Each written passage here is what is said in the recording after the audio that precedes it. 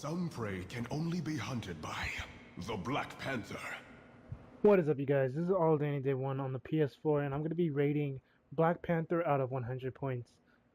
So these 10 different areas I'm going to be rating him in or on is his damage output, survivability, versatility, AOE effectiveness, single target effectiveness, resource consumption, crowd control effectiveness, trials, farming effectiveness, and support effectiveness. So with his damage output, I gave him an 80. The reason why I gave him an 80 was because his damage is his damage is okay, I suppose. He can put out nice damage, but you do kind of need to be a little more geared out first for Black Panther. He's one of those characters that need to be geared before they can start putting out any real damage. Um, but yeah, I mean, he does have some good abilities, some really strong abilities.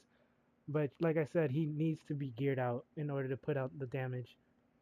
His survivability, I gave him an 85. He has a couple abilities, or technically, I think he only has one ability that puts him into stealth, which is his Unseen Predator.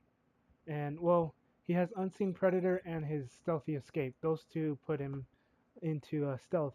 So, other than that, though, I mean, he doesn't have anything else that can technically save him from anything. He does have a few abilities that have some crowd control, but other than that, you know, he's still at an 85 for survivability.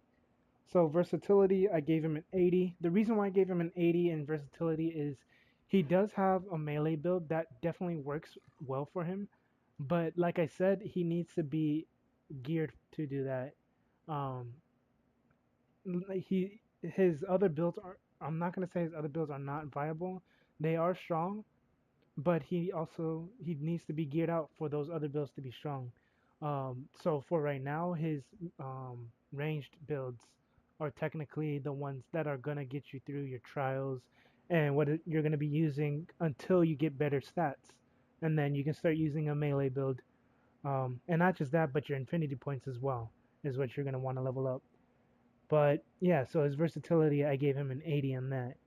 His AOE effectiveness, I gave him a 90 because he has a good amount of AOE abilities that can range from short range to mid range AOE. He doesn't have any long ranged AOE abilities except for his signatures, kind of. His signature is just one like giant AOE ability that summons a panther. But other than that, he doesn't really have much else that can do that's a big radius of AoE.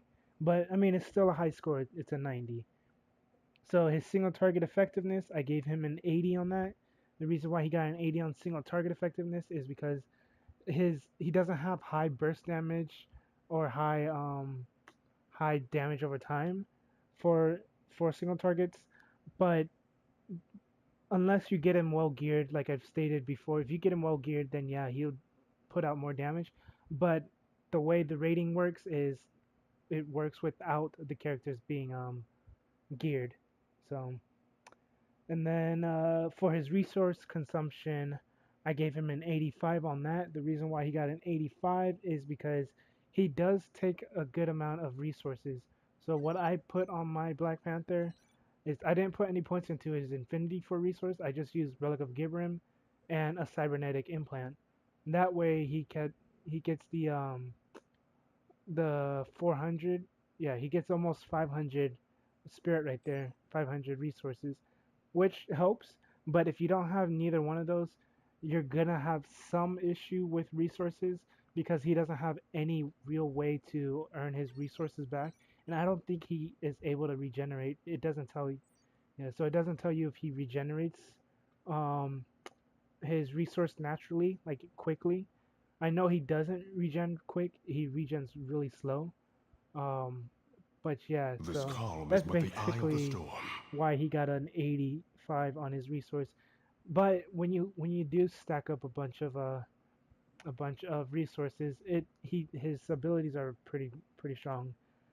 And then his crowd control effectiveness, I gave that an 80. The only reason why he got an 80 on crowd control effectiveness is because he doesn't have much. He can immobilize an enemy for 3 seconds, which is nice. It's good. And then I'm pretty sure he has a stun as well. Don't he can knock enemies back. I don't remember if he has a stun. Yeah, so all I'm seeing right now is immobilize and knockback. I don't recall him having a stun. Oh well. But yeah, so he only so far from what I've noticed, he only has both knockback and immobilize. And I mean, that's still good enough.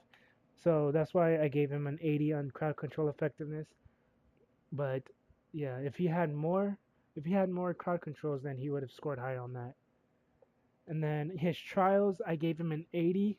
I think I was being a little generous in general because I've seen a lot of people posting that they can't get through their Black Panther, and I've seen a handful of people being able to get through their trials with Black Panther. But when I tried it with my with Black Panther and my build, it did take me about 5 or 6 tries. But I mean, once I got my build and was able to get more resources, it actually became a lot easier than I thought it would have been. Um, so yeah, that's why I gave him an 80 on trials. I was gonna give him a 70 or something around there, but I just wanted to give him a little bit higher because I mean you do have to realize you do need to have the right build and some stats in order to complete your trials. So and then his farming effectiveness, I gave him a 70 on that because he's not a farmer. I mean, not until you get him a lot geared, well geared.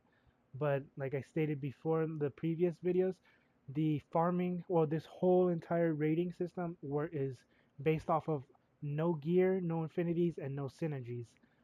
So his farming effectiveness he wouldn't be a great farmer character. Um, that's why he got a 70. So on his support effectiveness, I gave him an 85.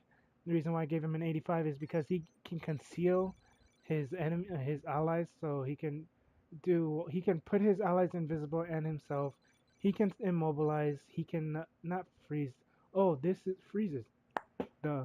All right, so freeze and slows also for crowd control, and then knockback. But you don't really need to worry about the knockback. So the freeze, immobilize, and invisibility are really, really useful. So that's why he got an 85 in support effectiveness.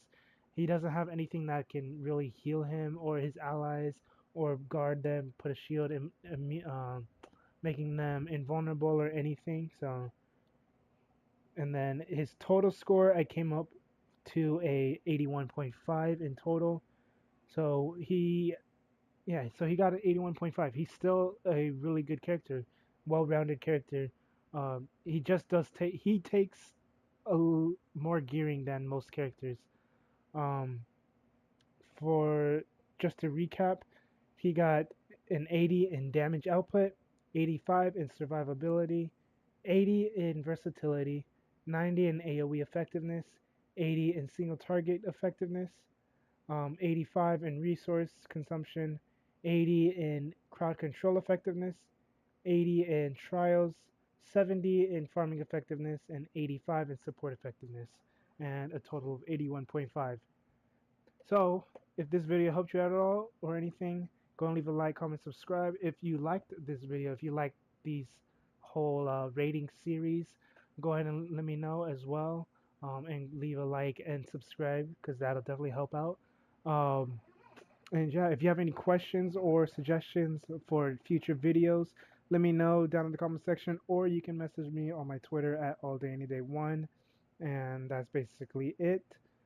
So, like I said, if you guys enjoyed it, go and leave a like and subscribe.